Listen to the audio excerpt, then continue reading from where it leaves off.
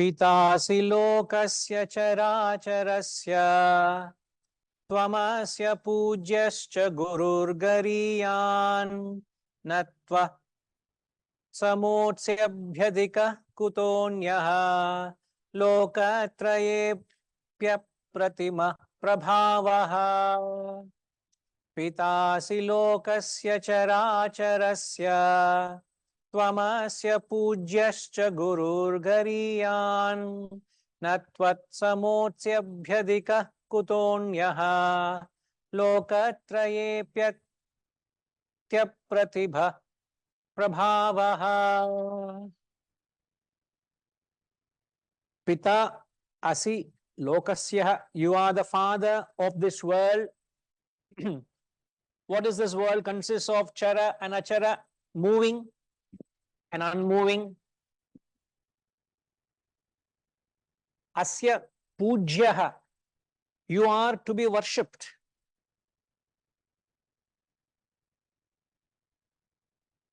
Gurur Gariyan, you are greater than the great. There is none equal to you. Na tvatsamaha.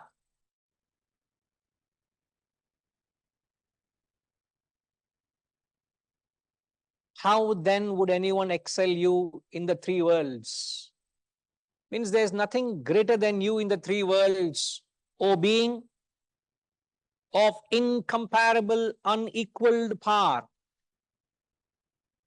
Aprati maprabhava.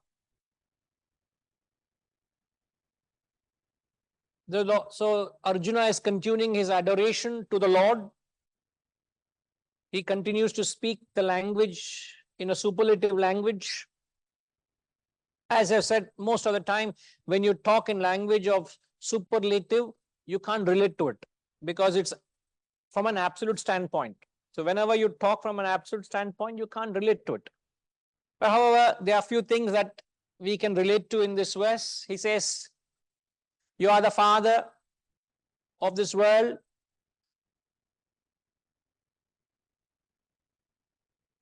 You are the very cause of this world, which is chara and achara, moving and unmoving. Moving is animate, not moving. Unmoving is inanimate, which is what is moving consists of all living beings. Inanimate refers to inert objects. Not moving, like this table is inanimate, lifeless. So you are the father means you are the very origin, you are the very cause, you are very substratum of everything. Everything in this world, moving and unmoving, you are responsible for it. Just the best example to understand that is just like the waker's mind is responsible for the entire projection of the dream. The dream has come about because the waker's mind, which has just slept, vomited. Don't we say so? That the dream is nothing but a vomiting of the waker's mind. Means whatever undigested thoughts you have, you project that into the dream. That is the dream. So every aspect of the dream is because of the waker's mind. Exactly the same way, everything in the world is nothing but Brahman and Brahman alone. So anything that is moving, anything unmoving, it is you are responsible, you are the substratum. And then he says, you are something that which has to be worshipped. Now when you worship something, Gachima, can I see the chat box, please?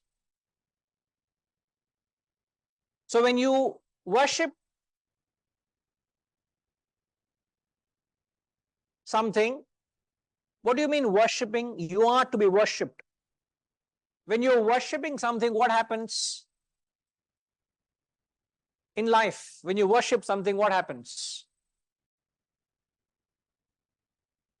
What is a natural effect of it?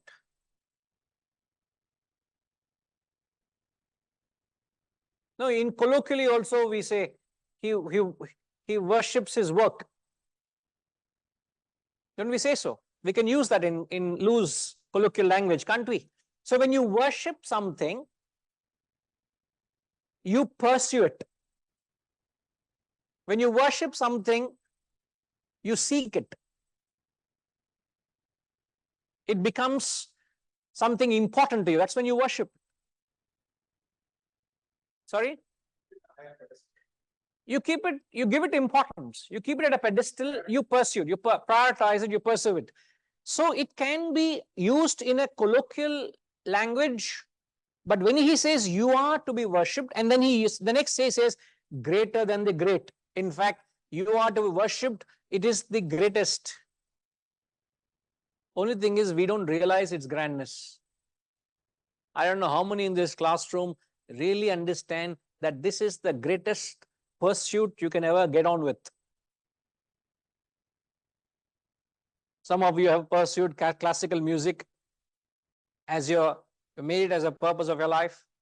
Some of you have been businessmen, entrepreneurs, social workers, social service you are doing.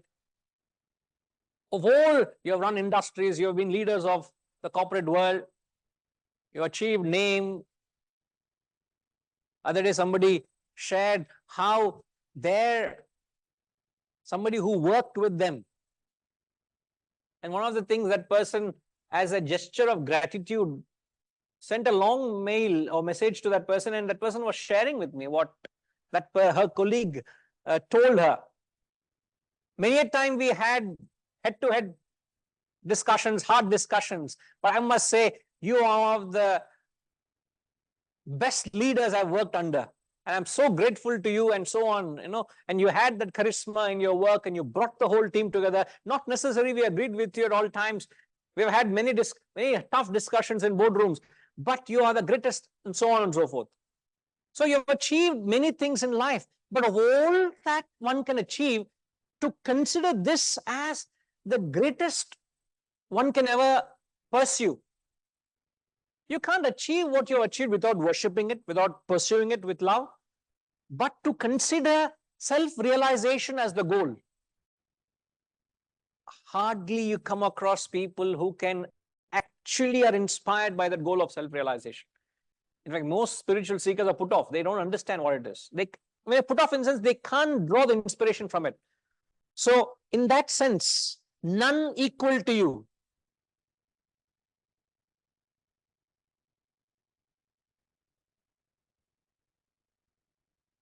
You are greater than the great.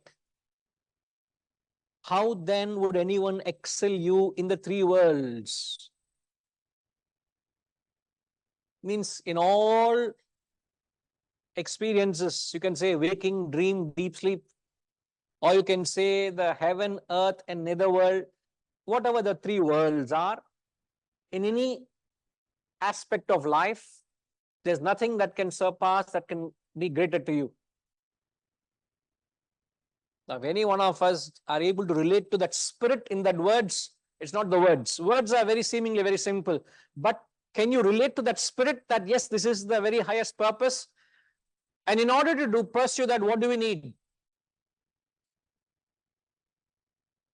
In order to pursue this kind of a loftier goal, or the loftiest goal one can ever aspire, if one has to aspire, what is it that one needs to do?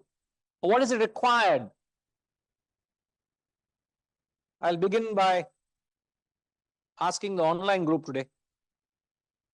Can I ask Harish? Any thoughts on that, Harish?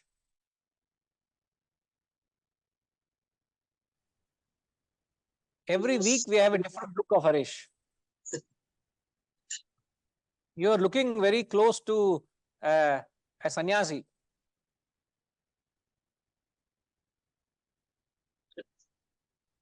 Guruji, I think we need to continue our... But just a minute, Harish. We need to have no volume.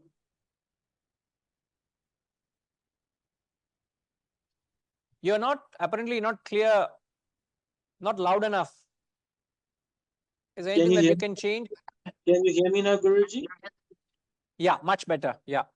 Okay.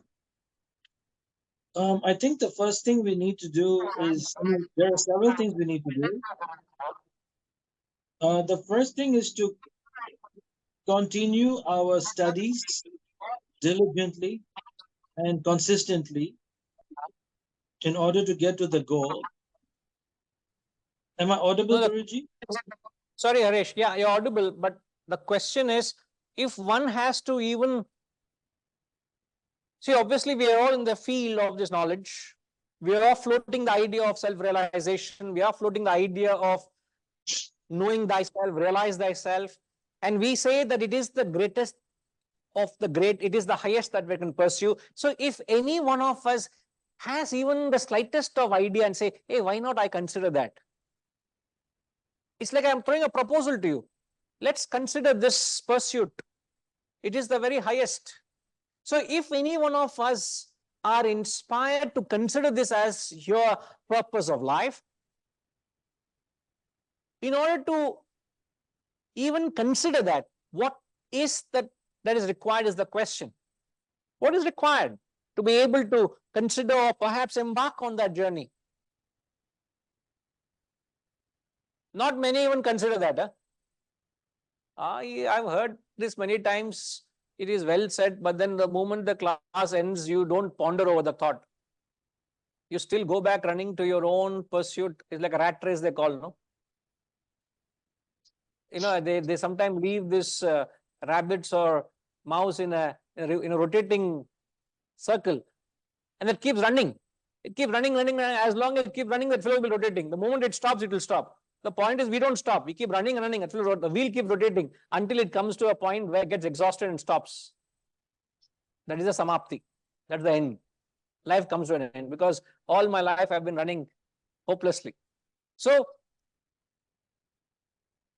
many people have come and gone in association with this knowledge, but how many of them have actually been inspired by this ideal, by this goal that this is the highest I should consider? So what is it required is the question.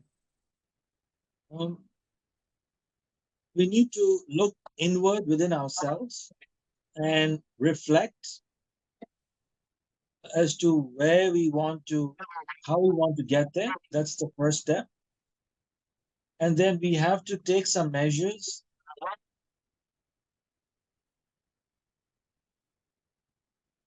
to find a way to get to the highest goal. And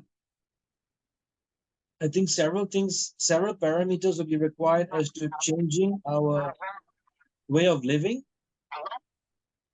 including studying this knowledge consistently and dutifully,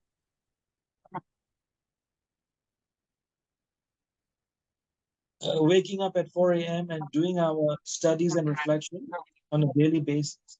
I think those are the essential steps to have the thought of achieving those goals by fulfilling these very essential requirements, in my understanding. Right. I wouldn't say you're wrong, but you're still talking on a very generic platform. Someone who wants to live by this knowledge, someone who wants to emulate or live the values. But when we talk of raising the bar right up to the highest, because in any business you do, all your life you've been doing business, you never thought mediocre business, did you? No. You wanted to conquer the world with your business, didn't you? Yes. You never thought in trying to be content with just filling your small wallet. You thought, I would want to conquer the world and expand the business. Yes. So you never thought small in your work. You never think little for your family. You want to give the best to your family. But when it comes to this goal, why are you not able to relate to the loftiest goal? That's the spirit with which the question is being asked. You don't think small with reference to everything else, but why do you think small with reference to this loftier goal? You can't relate to. And I didn't knock at your door and say, seek it. You've come and sought this knowledge. Yet you're not able to rise to that higher, loftier goal and say, let me consider this self-realization, because this is the greatest. I'm sure you would be interested, you would be inspired. So therefore, those who are inspired, what would they need to do? What is it required? I will not explore further with you or draw further out of you, but that's the spirit with which the question is being asked. The general study, the general preparation that we do to practice is all right. Can I Yes, have more please. time with the commitments to make the change with the inner self? Will that be one of the requirements? A commitment to the self. Having all these tools and know-hows available, what to do to take the steps. It's a self-commitment. I don't know whether that would answer part of the question or not. Oh, so you're bargaining with me now as a businessman, huh? No, no, no, Guruji, No, not at all. speaking of business chair, you sit and do your work, you're thinking like a businessman, not like a student of this philosophy. The Not part at all. answer, take it from me, he's saying. What can I do now? And the way lovingly you say part answer, okay, I'll take part of it. If you say so, Harish. No, certainly, but I think there's it can perhaps the whole idea can be enhanced, because it is no ordinary goal that you are trying to seek. So it requires no ordinary effort. You need extraordinary effort to be able to achieve that. It's like somebody is trying to, I keep taking the example, if somebody is trying to scale Mount Everest, even for someone to consider someone scaling Mount Everest itself, you are a different league. And how many would think of scaling Mount Everest? That itself is a different caliber. So of all pursuits, perhaps this is the highest. No wonder the whole percentage of people are, as in the Gita, it says, one in a generation reaches that goal of self-realization. So the people aspiring itself is less. Now I only go with the flow of the text. And I need to do justice to these words. But when he says it is greater than the great, none equal to you, you are to be worshipped. If you have to consider pursuing it and worshipping this goal, what do you need to do?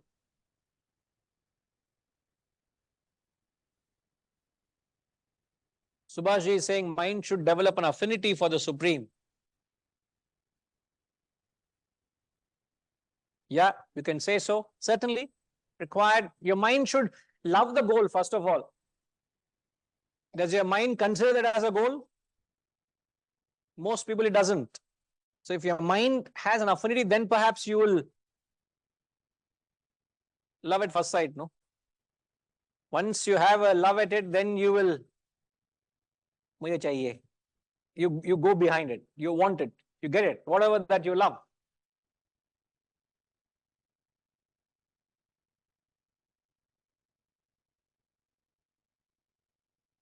And they say spiritual path is a very treacherous path. It's like walking on a razor's edge. Very demanding, very difficult, and a long, treacherous path. And they also say it's a loner's path. You keep saying that. It's a loner's path. In fact, any field, as you go higher, you find yourself very lonely. Not many are there with you there. So taking all that into account, what is perhaps something which came to my mind in the forefront is one quality which is important for as such an aspirant is he should have that quality of utter dispassion or disinterest to anything else but that. To that extent, you are not interested in anything else. Nothing else interests you, nothing else you would want to worship. That means it doesn't consume your time or energy. You live only for that. You become a symbol of that. You only are that. Then you reach a Sthita Prajna. Then you reach a man of perfection. Sthita Prajna is the goal. Who is that perfect state? But to get to that goal, I should have that word in the Gita. I said, ananya chinta.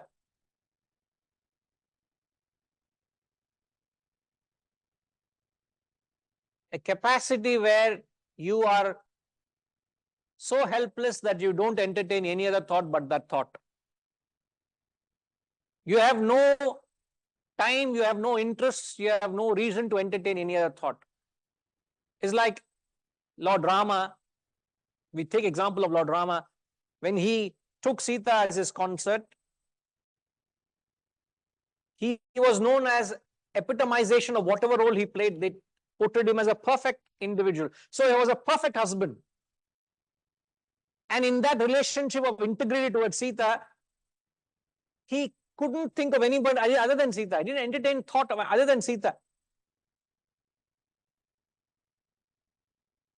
So if any other thought of any other personality came into your mind, it's malice. It pollutes the relationship of a husband towards his wife as a dutiful husband. So the thought didn't come. So just to highlight the example, if I have the goal of self, and if any other thought comes and consumes and interests me, and I lose my focus of the self, is malice to my pursuit of my goal. So you need to have, yesterday we were talking about, you need to have the tunnel vision.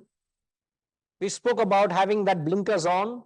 So to have that kind of clear purpose that this alone and this alone matters and nothing else matters and interests me. So when you have that interest, everything else seems to be frivolous for you. It loses its significance for you. It doesn't distract you. So you must develop that kind of profound vairagya. That alone will help you to pursue. Otherwise, what might happen is you will have viveka. As I always say, viveka is always backed with vairagya. If the viveka is not backed with vairagya, viveka is what? Viveka is discrimination. I'm able to differentiate between right and wrong, good and bad. What is permanent, what is impermanent. I can have that ability. But if I don't have the vairagya to drop the lower, if I don't have that vairagya to not to be charmed by the lower, what will happen? I remain there. You don't progress. Stagnate. In fact, my guru used to say this to all of us. He used to say, I am not charmed, I am not interested what you boys go out and do in the world. Oh, I met this man, I did that, this much donation we got, or that many, or that company address, or this work we did, or that much reputation. Allah, okay, pa, institute is growing, we're all growing, adalla paravalla. But the real trade mark I would want to see in my student is that vairagya.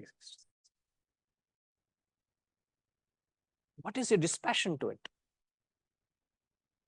So unless until that dispassion for the lower comes, that is when you become passionate for the higher. So the passion for the higher gets charged when you develop a dispassion to the lower. And a simple example that we often used is by putting a finger in front of you. If I put my finger in front of me, and if I focus on the finger, automatically all of you are out of focus. Like I was just talking to there was an interview recently, we had a long interview, and I was talking to the cameraman just a little while ago. We were sitting there right in the front, and there was the screen behind with the logo. And he said, once we edit, we will make sure that the logo is bright enough. And when I saw the video, I said, the logo is there and yet not there, sir. He said, that's how it should be there, sir, he said. Sir, what do you mean that's how it should be there? Because if I make the video, the backdrop brighter, you will become out of focus. You are the speaker, not the logo, sir. So the focus is on you. Obviously, the backdrop will be out of focus. I got your point. So if my focus is on the finger, the backdrop, I know I can see each of you, maybe even identify you by who you are, but yet you're out of focus. The moment I shift my focus to you, the finger right in front of me becomes out of focus. So at every stage of your life, what is in focus? What is it that you're worshipping? Everything else becomes out of focus. But the moment you shift your focus to something else, that problem or that something which is bothering you becomes insignificant because you have shifted your focus something else. So there's so much out there almost pleading you, consider this as your goal. Everything that's bothering you becomes out of focus, pa. Yeah, you're carrying the burden. Just think of something higher. All that is so-called important to you becomes insignificant. The problem is we are not picking up that higher. And if you have it in you, you will pick up the highest. This is the highest. Time and again, you find Arjuna is glorifying the path, glorifying the goal, glorifying the real purpose. And the fact that he says it's a conscious repetition. And when you consciously repeat something, what does it become? Sorry, sir?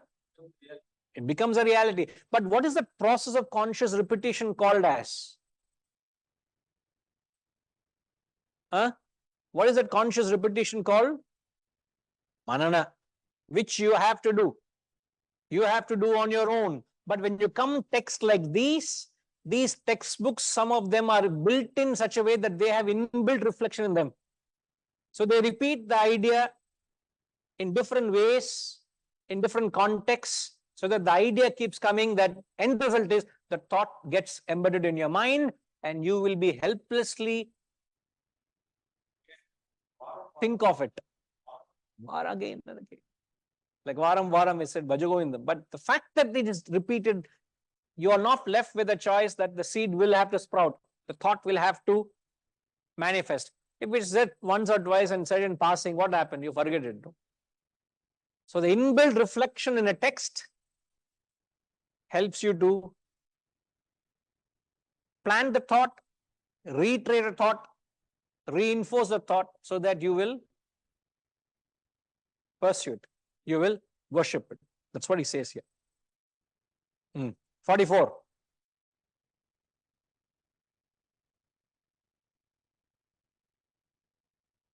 Tasmat pranamya pranidhaya kayam prasadaye tvamahamisha midhyam piteva putrasya sakheva mukhyaha priya priyayarhasi deva sodhum tasmat pranamya pranidhaya kayam prasadaye tvamahamisha midhyam piteva putrasya sakheva mukhyaha priya yarhasi deva sodhum.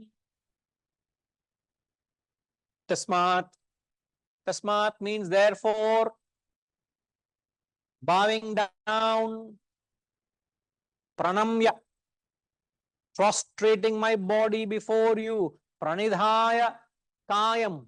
Kayam means the body, pranidhaya is prostrating.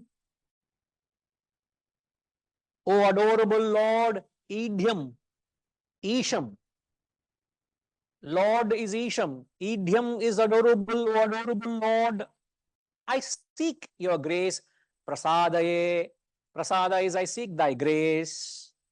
You should bear with me. Sodhum. Sodhum means to bear. You please bear with me. How should you bear with me? O God, as father with son, Pita, as a friend with friend, as lover with beloved. Sakha, Sakhyaha, as a friend to a friend, Priyaha, Priyaya, a lover to the beloved, Pitaha, Putrasya, father to a son. So he uses three words in this verse, Pita, Sakha, Priyaha.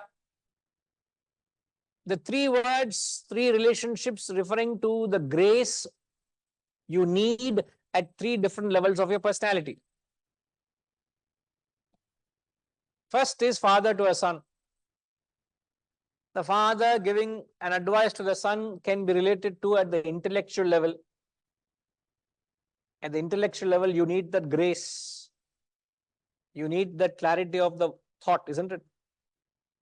You need that ability to make the right decisions. You think clearly. In the, I don't know which chapter it comes, there's a beautiful phrase I keep using. Atma Buddhi Prasadajam. Atma Buddhi Prasadajam. So the prasadam that you get is the blessings born of the clarity of your intellect. Atma Buddhi. So the blessings born from the clarity of your intellect. So when we talk of a father and a son, talking about advice at the intellectual level, lover to a beloved is emotions at the emotional level. Not difficult to understand. You need that love and emotion and concern. A friend to a friend is at the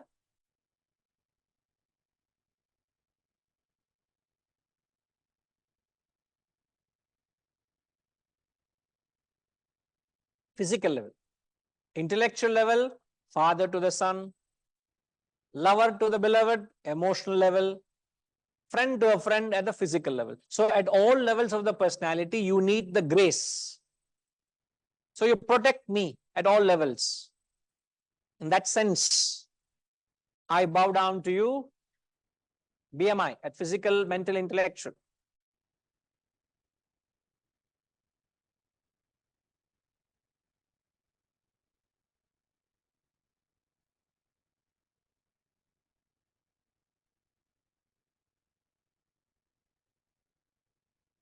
Hmm, 45.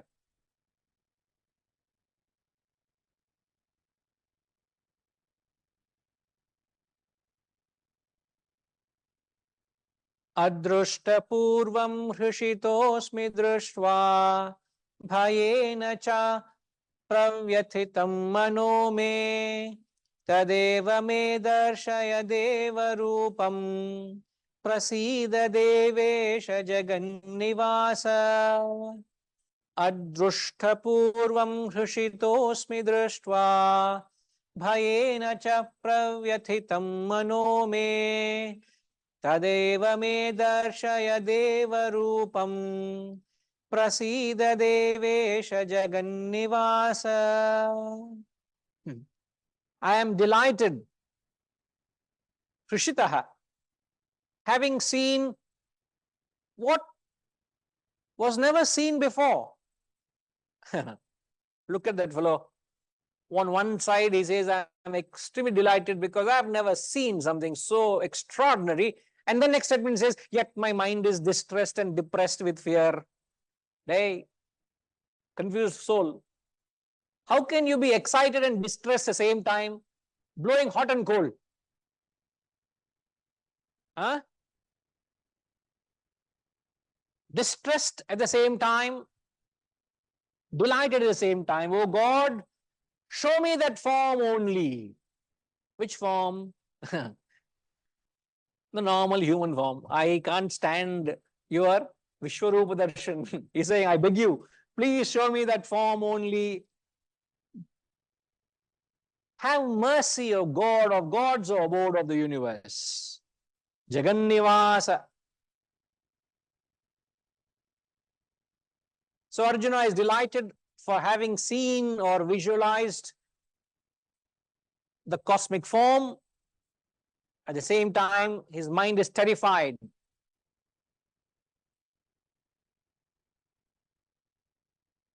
Okay, the question is, why is he inconsistent in his language?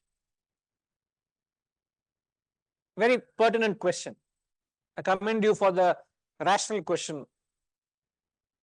I hope you get a rational answer also. No. Nothing is inconsistent people. When does one become inconsistent in anything? Ramji? Huh? One is confused. When the mind is not stable and we are confused between what is. Not only with reference to this, it could be in any activity. Why does one become, okay, when does one become consistent vis-a-vis when does one become inconsistent? if your mind, if you have a complete control on your mind, then you become consistent. Means focus Okay. and determination to do something. And that the thought should be continuously there. If your thought is getting distracted by other things, then you become inconsistent. Okay. It's the same thing, like the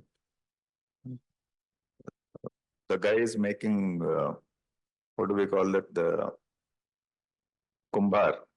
No, Sorry? he is making the pottery, Pottery, okay. right? If your mind just flickers even for a second while doing it, it will collapse. Right? So till it is completed, you have to be at it. Okay. And I experience it while teaching. When I'm teaching, if my mind even flickers for a second, then I lose track of what I'm teaching. Very important to maintain that. So, no, when you talk about losing your focus while talking, you are talking of concentration. Right. Concentration could be or is slightly different from being consistent. Right. So consistency, if you are doing the same job every day, let us say, then when you are on the job, you have to be consistently thinking at the same level, the zone as they call it. Why somebody scores a century in every test is because when he is batting, he is in that zone. So that people become inconsistent when they are not in that zone, when they are doing some work. So that zone is what is called as the thought, that consistent thought. Correct. So consistency, why is Ramji said one point I would take is when you're operating on the intellect, your actions become consistent. Right. When you operate on the mind, naturally you become inconsistent because the mind keeps wavering. But okay, coming to the context, we're not able to associate a sense of consistency with what Arjuna is saying. As much is seen in this verse also. The first half of the sentence he says, I'm delighted. The second half he says, I'm terrified. I am distressed. These two are, as it were, poles apart emotion. If you are in ecstasy, you can't go through distress. You may go through those emotions at different moments, but not at the moment. So he is incoherent in his statements. And you notice that throughout this chapter. So that's why I said the question is very pertinent in the context.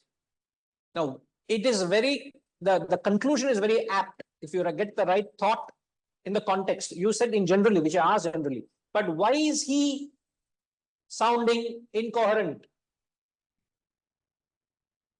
Sir, 1 minute, sir. Can you speak into the mic, sir? Suresh ji is talking. Yeah. For those who don't see you. Okay. No, I think we must appreciate that Arjuna is in an absolute state of bewilderment. See, seeing the cosmic form is something which, it is incomprehensible to the human mind. But such a form he has seen. So there are mixed emotions at the same time.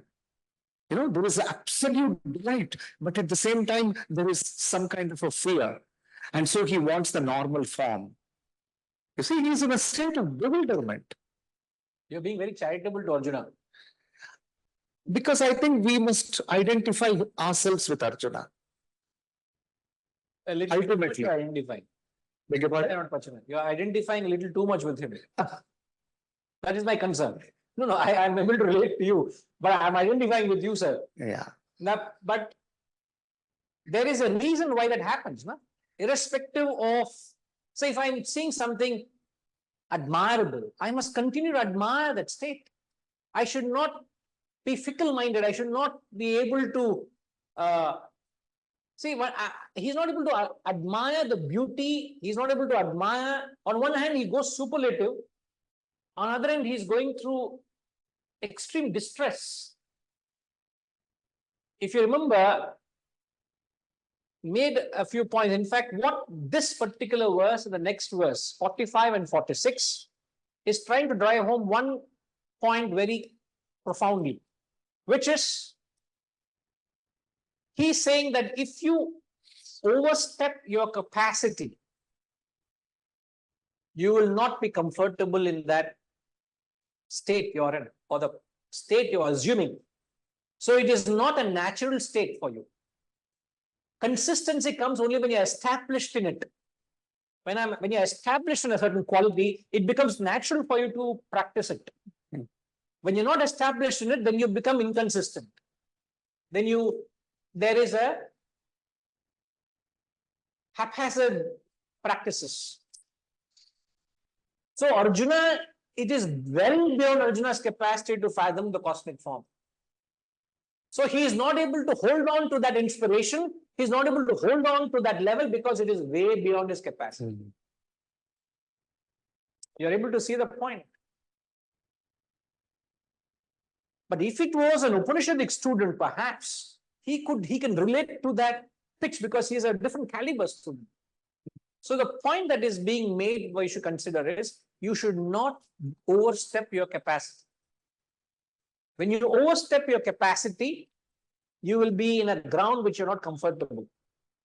So therefore he's requesting, I appreciate, oh Lord, you showing me a cosmic form, but please, I really want to see a normal form.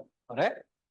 I have taken the trouble to show the cosmic form, and he said, even the gods and the goddesses, even the saints and the great people have not seen. I'm giving something exclusive to you. He says, no, thank you. Give me that form. What do you mean? I can't take it. It is beyond my level, which is what is obvious to conclude. He says, Chaturbhuja, please show me your normal human form. So an important point, you should never go beyond your capacity. Be well within your limits. Be well within your capacity. But try to stretch a little more, but never overstep.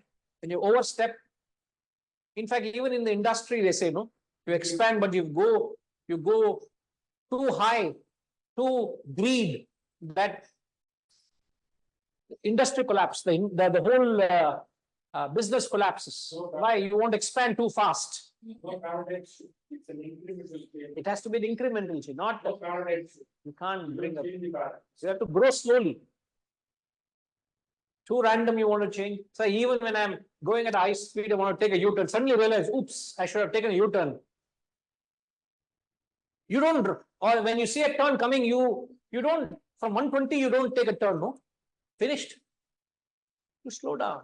Any change has to slow down. That is why it is said that the greatest strength of a man is to realize his limitations. It's true.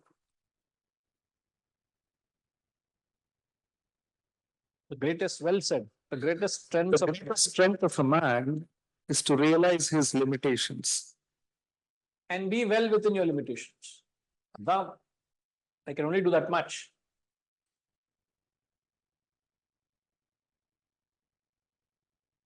To that extent, there's a lot of discipline required of your mind, because your mind can start playing all sorts of pranks and tricks with you. So to know your capacity and limits and be well within it.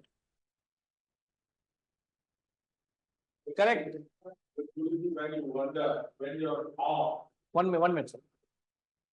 So another mic.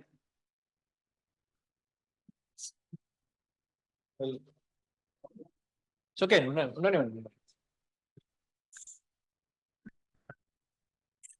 See, when you are in awe, when you're in wonder, your mind is already in an expanded form. So there is no way that you will be able to go to the other side, because you are already, there's no way, it takes really moments, a lot of time for you to go fall back, because you are already phenomenally expanded form, the mind expands. But important point, as you say, when a person is established at a level, will he fall back? No. Sir, I've been speaking fluent English. I've got a certain command of the language. You don't. Would that drop to a point where I speak butler English? No. Would I be able to get into a level where I start speaking broken English? It doesn't happen. No, you don't fall. Like you look at the sunset or sunrise, you're awestruck. You're not going to, words also will not come because you are already in sync with that enormity of it. It doesn't take you anywhere. So the fact that you fall or you blow hot and cold, it's a clear implication you are not there yet. You're not really looking at the big picture. Probably. Because once you are in the big picture, you are not going to. Not able to relate to the bigger. Yes. You're not there yet. Right.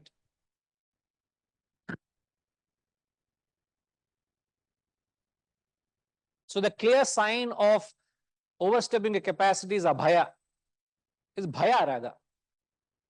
Because as you spiritually advance, the quality of abhaya comes in. There is no fear. You feel very secure. There is no insecurity. There is no insecurity.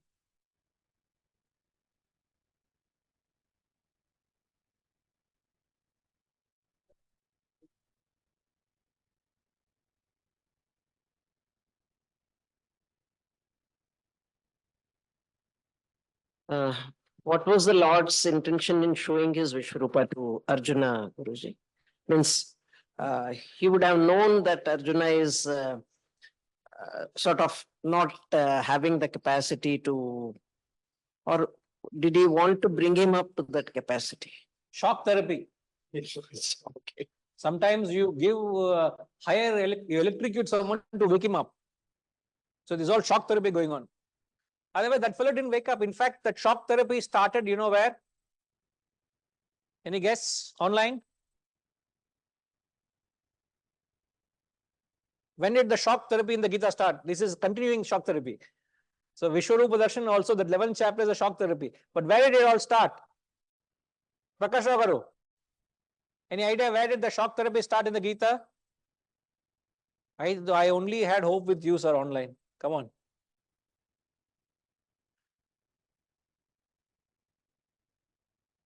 Sir, we can't hear you. Just hold on for a second, please.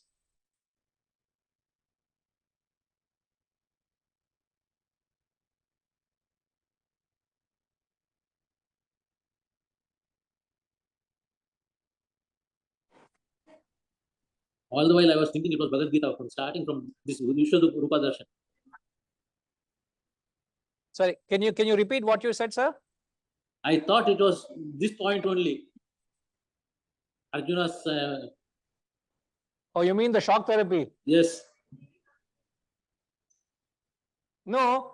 See, the question Ushama is asking is, why did the Lord show the cosmic form knowing well Arjuna will not be able to take it? Is that we've got that to a point understanding. But this started actually in the 2nd chapter. You know, in the entire 18 chapters, you know, the highest philosophy given out in the entire Gita is in the 2nd chapter, which is titled Sankhya Yoga, which is known as the Yoga of Knowledge. And in the 2nd chapter, the end section of 2nd chapter gives 18 verses. He paints a picture of who is a Sthita Prajna, who is a man of perfection. And he purposely gives that philosophy the highest, imagine the highest philosophy in the 18 chapters. None can surpass what was given in the 2nd chapter. And yet he gives that in the very beginning. And the 1st chapter, you know what's the 1st chapter? Arjuna Vishada Yoga.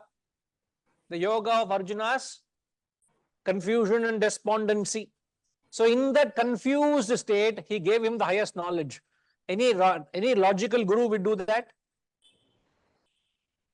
But the reason he gave was just to shake him up out of his emotional slumber.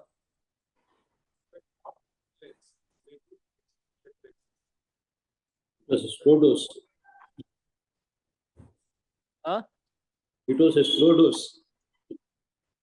I didn't get you. What is that? Slow dose. Slowly he had given one by one in dosage. Later on, all slow dosage. Here, all high dosage only. So, the only objective is to wake him up out of the whole Gita was being given for him to he has to fight. He doesn't realize that fellow that he is having his Gandiva, he's carrying his bow and arrow. There's an army waiting to fight. Anytime the bugles are sounded, the army will start shooting and fighting. And our friend is having a casual conversation with him, 18 chapters. How long it will take, sir? How many years it has taken for us to reach 11th chapter?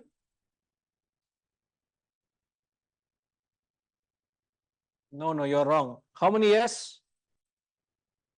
5 odd years, 5, 6 years. 5 odd years. 11th chapter only, another 7 chapters to go. Padida, we have finished. So, how long they would have conversation? So, he doesn't realize the context of the dialogue is having. So, Arjuna is being tried to wake up from his situation. It's not that he is gone and sought knowledge. He is not seeking this knowledge. He's not a student of this knowledge. Like you have come and sought it. There are people who come to ask you questions relating to life because they are in depression. They are not seekers. They come because of a situation prompted. They are not seekers where they have found the everything is life is okay. I don't have to worry.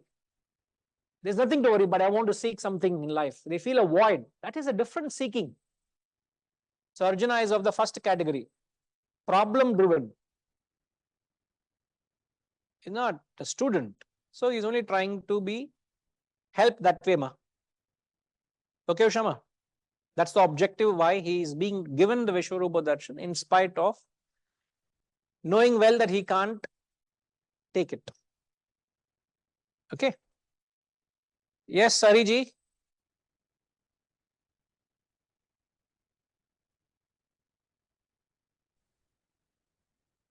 Also because Krishna still feels that Arjuna has still traces of ego, so he wants to pulverize his ego to bring him down to his knee, so that there will not be any trace of his ego. That the understanding becomes, the moment I have an ego, then there is a barrier between the Guru and the Shishya. There is a barrier. The knowledge doesn't seep in through. So to ensure that his ego is pulverized, so that the knowledge transfer becomes absolutely perfect, flawless. Is it because of that he showed his Vishwarupa Darshanam? Though it is because Arjuna has asked for it. No, see, I don't know whether he wants to crush his ego and all. In fact, as you also just said that Arjuna sought it. Arjuna asked for it. Yeah. And the Lord showed it to him. And he thought Arjuna probably would have asked because he thought that he has the capacity to that's all. That's the point. That's another subject matter. But it was not given to crush his ego or whatnot. Okay. Not for that purpose. Okay. Okay. So the reason why we have fear, in fact, in the 18th chapter, 30th verse, you take note of it, in the 18th chapter, 30th verse, it is said there, pravrittim cha nivrittim cha karya karye bhaya bhaye bandham moksham chaya veti buddhi sapartha satviki. He talks of a sattvic buddhi, 18th chapter, 30th verse. And when the context there is, the sattvic intellect, he says, sattvic intellect is that which knows the difference between what to be feared, what not to be feared. That's the reason I'm connecting these two. Here the Lord is being feared. How can you fear the Lord? Correct? He is feeling insecure with the Lord. When the Lord is in front of you in the cosmic form, you experiencing insecurity and fear. How can you experience insecurity and fear? You must only be experiencing grace and holiness, not insecurity and fear. There's a saying, Fools ration where angels fear to tread. Fools go to places where the wise would not. So that's based on the quality of sattvic intellect. And sattvic intellect knows what to fear, what ought not to fear. Now I ask you all independently, what should you fear in the world? What should you fear? Gayatri Ma, what should you fear?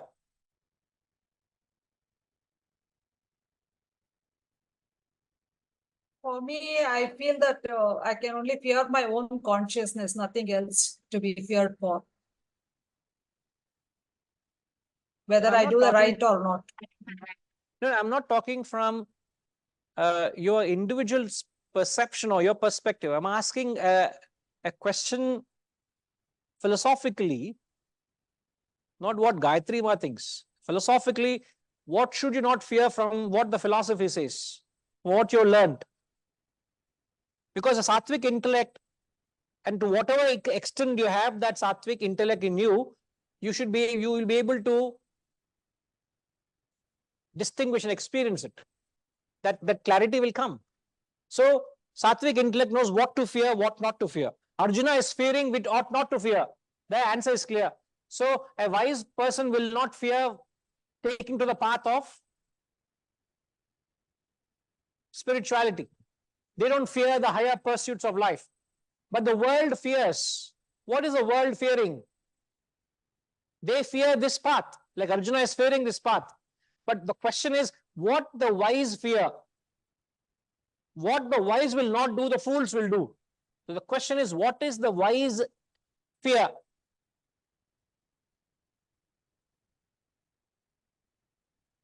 You get what I'm asking, Ma? The wise will not fear the God. They not fear the spiritual path. They not fear the path of renunciation. They embrace these higher values, right? But the fools, what do they embrace which the wise will not?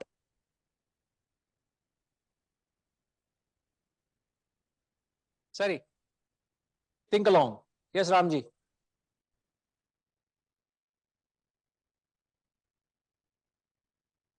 The fools will embrace the worldly things. Example, what do you mean worldly things? Money, fame, name.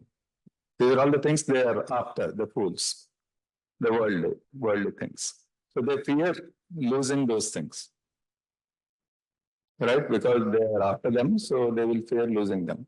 So here the sattvic person is on a spiritual journey, let's say. And so I guess that the sattvic person will fear losing control on his mind. Because that is the thing which is taking him on that path. If he loses control on his mind, as it happened with Vishwamitra, for example. I mean, once Didn't happen to Vishwamitra. I know you told me once that is a different subject, but I'm just saying that Right. temptations will come Right. on the way. So you will feel that I lose control on my mind and then I will go after this temptation. So that I think will be the fear for the, otherwise they're pretty set on their path. If you place what you have said against the quote that we said, fools ration where angels fear to tread. Right. So where are the fools rushing in? The worldly things. Worldly pursuits Pleasures, of yeah. acquisition, Mm. enjoyment, reveling in the senses, indulging. Correct. They don't fear the senses. Do they fear the senses? No. Adharma, you can say. They don't fear doing something which is adharmic. Yeah. You can say that also. So the fools are comfortable doing or leading a certain kind of a life which the wise don't. So fools don't fear one more thing. What is that? Gayatri, fools don't fear their. So when you commit a sin, what are you going against? Conscience. The fools don't fear the conscience. They keep killing the conscience. They keep curbing the conscience, they go against the conscience, but they're comfortable doing that. A wise will never ever go against the conscience. No compromise, they'll uphold the conscience at all times. So how to get over the fear is to uphold your conscience. When you uphold your conscience, when you're being true to yourself, then you will get out of fear. Because the moment you do anything wrong, your conscience will not support it. So you uphold that, automatically your fear will go. The insecurity will go.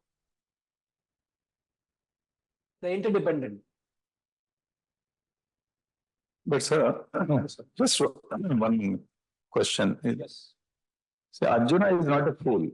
So Arjuna is a great archer. I mean, you can't become such a great, consistent archer if you don't have control on your mind. Because when you are actually doing that, it is the intellect which is controlling your mind to focus on that, the skill, as Krishna himself said, that yoga karmasya kaushalam. So that kaushalam that he has got is the yoga for him, right?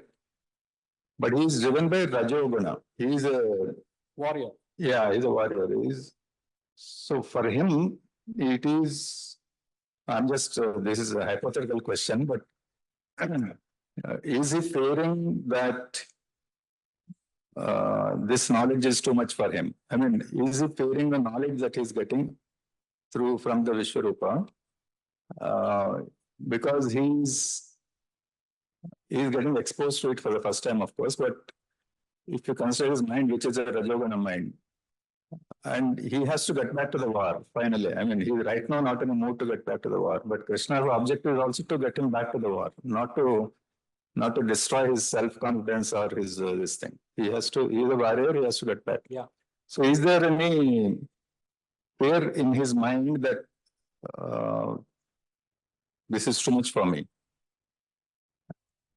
This knowledge, this Vishwarupa and everything. Obviously, he's not in a rush in concluding. Hmm. He is still asking questions. Yeah. So there's so much, 88 more chapters are, some more chapters are there yet. So he is not in a rush. But if we just... He's not satisfied also. If we just visualize that this whole thing would have happened in half an hour or in 1 hour. Yeah. So he's... I mean, I'm just trying to visualize his mental situation at this point. As a teacher, I'm talking, I can see students who are in mental fatigue. Mental fatigue. And the mental fatigue can be in the first 10 minutes of the class. In a student, I mean. Because he is not fresh. It's nothing to do with the teacher and the teachings. You come with some mindset, you are fatigued and you are dull and morose and you are not alert. You find everything is being said as a burden. But if you are alert, 1 hour has passed by. It's flown. Why? Because you are fresh and you are able to receive. So I don't know whether Arjuna felt a sense of boredom because having heard so much, or not boredom, overwhelmed by the knowledge that he started fearing it. That's what means obviously it is beyond his capacity. Yeah, that is established. You get overwhelmed because I can't take it anymore. That kind of a feeling. Yes, that is that we have said already. But what I don't know whether they're asking anything different to that. No, is it because you were saying, why should anybody fear the God? When the God is in front of you, why should you fear? That's why I was saying that it is something which is sudden and which is against his basic guna of being a warrior. So he's trying to absorb too much in a short period of time. So is he getting overwhelmed and fearful of that? Possible. You can. Yeah. It could be a possibility as long as it's rationally logical to say so. You connect the dots. Should say so.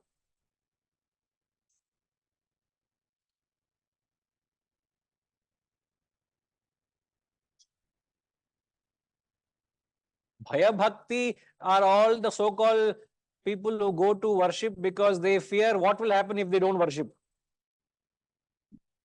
No, I'm not saying you are like that. I'm saying there are category of people. Oh, if I don't go to temple today, if I don't do my ritual, if I don't do my offering, maybe something will happen. Out of fear, they go and do that. That Bhaya Bhakti is there that Bhakti is there because of fear, not because of adoration to the Lord. That's a different, they're two different things. You get it? So that is not connected in the context. You can't say Arjuna is having bhaya bhakti here. The fear is arising because he's overstepped his capacity. That's one point. Second is because he's not wise enough to admire or adore the Lord and get his blessings. Therefore, there is that fear or insecurity, which he said rajasic guna, or is not there for that. The sattvic mind will admire. A rajasic mind will not admire. Now, since lastly I took the reference of the sattvic intellect, the sattvic intellect, which is the 18th chapter, 30th verse, he says there, the intellect which exactly knows what to do, what not to do. It knows the path of action and the path of renunciation. There are certain things I should not do and certain things I should do. And by mistake, if you do something which you not do, add it. That clarity comes from the sattvic intellect. What ought to be done, what ought not to be done. What to be feared, what ought not to be feared. What is the path of liberation and the path of bondage? This is sattvic intellect. And of all the intellects that's available in the world today, the sattvic intellect is very, very small, minuscule.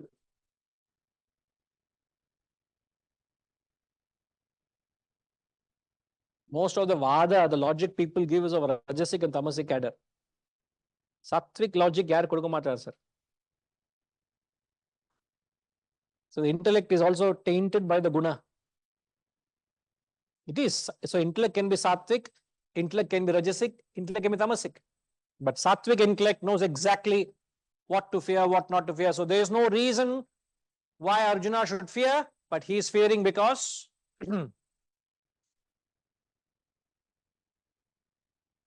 beyond his capacity, and he is not the real sattvic person. Shastras call a wise person a dhira. Yes, therefore, a wise person will not have any fear. True.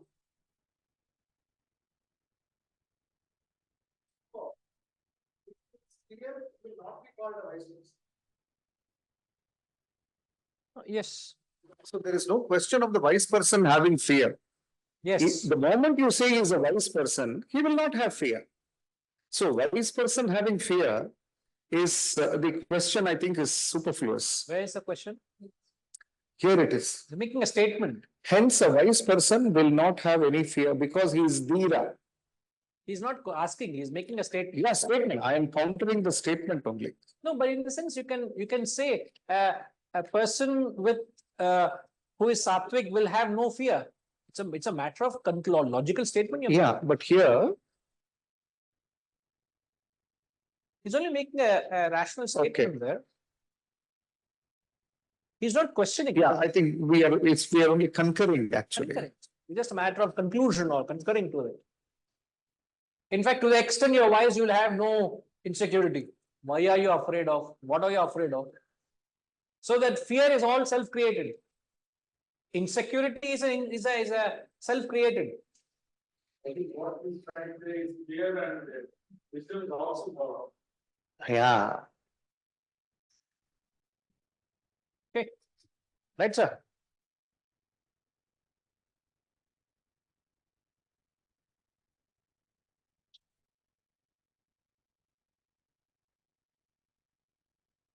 So the words and the terms that we use have a far deeper implication and a direct relevance to our lives. That's the interesting part. Is the way what we are experiencing, what we are feeling, you should be able to relate to these profound ideas. Like where there is wisdom, there is no fear or insecurity. No worries. Why should you be worried? Oh, only so many students are coming. Why are you worried? People around me are worried. Then why are you worried? It will happen. It will take time. We are starting throwing seeds. The seeds must sprout. At least the seed from the person's seed industry must endorse that, sir. We're throwing seeds, we're planting many seeds. It will take time to sprout for that. Fruits kavali, ippude rasam kavali ante ela? when the Lord gave this profound wisdom, Ah. he had only one student. Correct. I'm thankful I have few students who I can call my students. Hey, what worry? No insecurity. Very secure in the work you do. You find great satisfaction in the work you do. Otherwise, imagine me operating right now, sitting here at top, operating with insecurity. Yo, I'm only talking to this many people. If only there are so many more people. Why? That is the worst feeling I believe me or not. If that thought comes into me, to that extent, I'm not sattvic. You're so assured with what you're doing. No doubt in your ability, no doubt in the path, no doubt in the effort. It'll happen. Invariably it'll happen.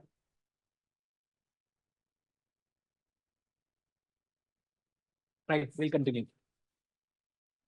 Om Purnamada Purnamidam Purnat Purnamudachyate Purnasya Purnamadaya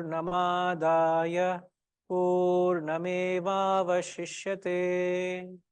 Om Shanti Shanti Shanti. Harihi Om. Shri Gurubhyo Namaha. Harihi Om.